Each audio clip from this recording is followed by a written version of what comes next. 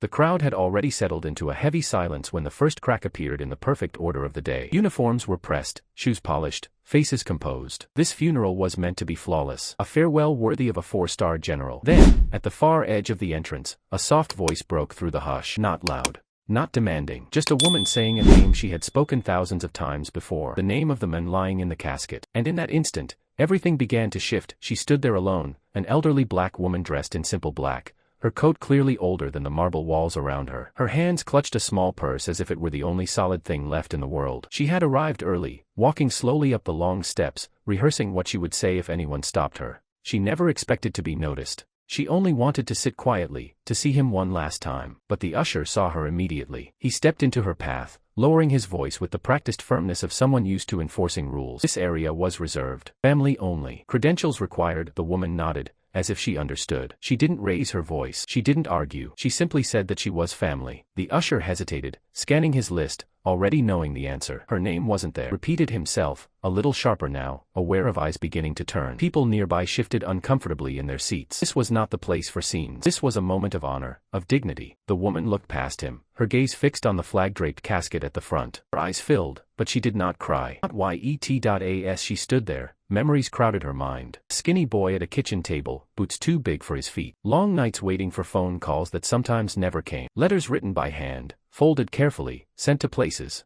she couldn't pronounce. She remembered telling him to stand tall when the world tried to shrink him. She remembered scraping together money for bus tickets, for books, for dreams that seemed too big for their neighborhood. She had not raised a general. She had raised a man. Everything else came later. The usher glanced toward a superior, then back at her. His patience was thinning, not out of cruelty, but pressure. The ceremony was about to begin. Honor guards stood ready. Cameras were positioned. The general's colleagues, men and women of rank and influence, waited in silence. The woman took a small step forward anyway. That was when the usher placed a hand out, stopping her. A few heads turned sharply now. Whispers rippled through the crowd. Someone in the second row frowned. Someone else looked away. At the front, the general's widow sensed the change in the room before she saw it. She turned slightly, following the line of tension back toward the entrance. Her eyes landed on the woman and widened just a fraction. An aide leaned in to whisper something, but she barely heard him. There was something familiar in the way the woman stood. Something steady. Something earned.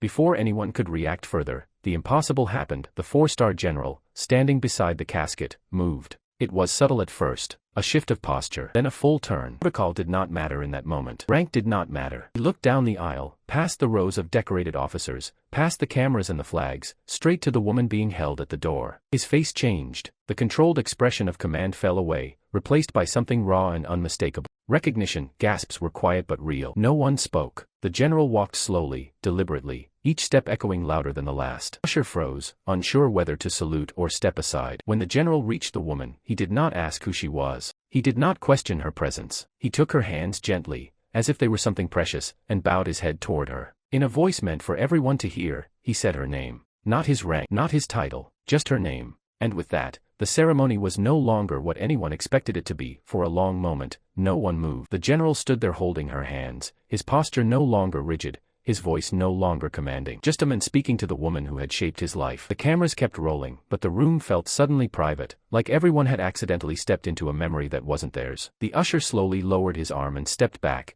his face flushed with embarrassment. He hadn't done anything wrong, not by the rules. But rules had nothing to do with what was happening now. The general turned slightly, still keeping one hand wrapped around hers. He looked back toward the casket, then to the front row, and finally to the honor guard waiting for the signal that never came. With calm authority, he told them to stand down. The ceremony would wait. Every breath in the room seemed to pause with them. He then guided the woman forward, walking beside her at her pace, not his. Each step she took was careful, deliberate, as if she were afraid the moment might disappear if she moved too fast. As they walked down the aisle together, whispers followed them. Some people recognized her now. Others didn't, but they understood the weight of the moment anyway. This was not disruption. This was truth forcing its way to the surface. When they reached the front row, the general stopped. He turned to face the crowd, his voice steady but thick with emotion. He said that before there were medals, there was sacrifice. Before there was rank, there was love. And before he belonged to the nation, he belonged to her. He helped her into the seat reserved for family, placing her beside the widow, who reached out without hesitation and took the woman's hand. No words were exchanged. None were needed. The general straightened, took one last look at her, and returned to his position by the casket. Only then did he nod for the ceremony to continue. Honor guards snapped back to attention, but the atmosphere had changed completely. Every movement now carried deeper meaning. As the service went on, the woman sat quietly, her eyes never leaving the flag-draped casket. Tears slipped down her face, unchecked, not loud, not dramatic, just grief finally allowed to breathe. She remembered the last phone call they had shared. His voice calm, reassuring her that he was fine, that she didn't need to worry. He had always said that. Even as the world placed heavier and heavier burdens on his shoulders, he had never let her carry them. The eulogies followed, each speaker praising leadership, bravery, and legacy. But many of them glanced toward the front row now, their words subtly shifting. They spoke of humility, of remembering where you come from, the unseen people who make great lives possible. Soldiers who had served under the general sat straighter, listening more closely than before. This was no longer just a farewell. It was a lesson unfolding in real time. When the moment came to fold the flag, the general stepped forward once more, accepted it with both hands, holding it carefully, reverently. Then, without hesitation, he walked past dignitaries, past officials, past those who expected it to be theirs, and placed the flag into her hands. He knelt slightly as he did, meeting her eyes. He thanked her, not as a general, as a son. The room broke then, not into noise, but into something deep: respect. And everyone there knew they would never forget what they had just witnessed. When the final salute echoed through the hall and the last note of music faded, no one rushed to stand. The weight of the moment lingered, pressing gently on every person present. The general remained beside her, his hand resting lightly on the back of her chair, as if anchoring himself to the truth of who he was before rank and uniform defined him. One by one, people began to leave, but many paused, offering quiet nods of respect as they passed her. Not pity, not curiosity. Respect. She held the folded flag against her chest, her fingers tracing its edges as though memorizing its shape. Her eyes were red, but her expression was peaceful. She had not come for recognition. She had come to say goodbye. And now, she felt seen in a way she never expected. The general leaned down and whispered that he would stay as long as she needed. No schedule, no urgency. For the first time that day, she smiled. Outside, the press waited, eager for statements and explanations. None were given. The general exited with her through a side door, shielding her from questions without making a show of it. The quiet of the car, she finally spoke. She told him she was proud of him. Not for his rank, not for the ceremony,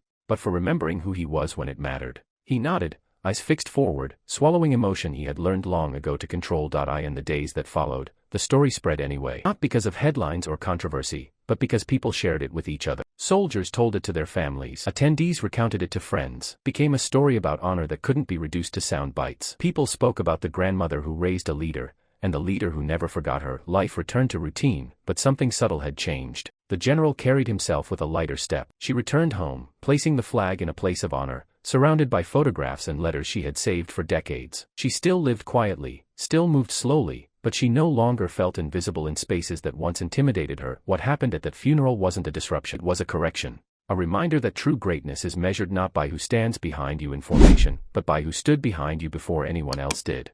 And for everyone who witnessed it, the lesson stayed long after the uniforms were packed away and the music had faded.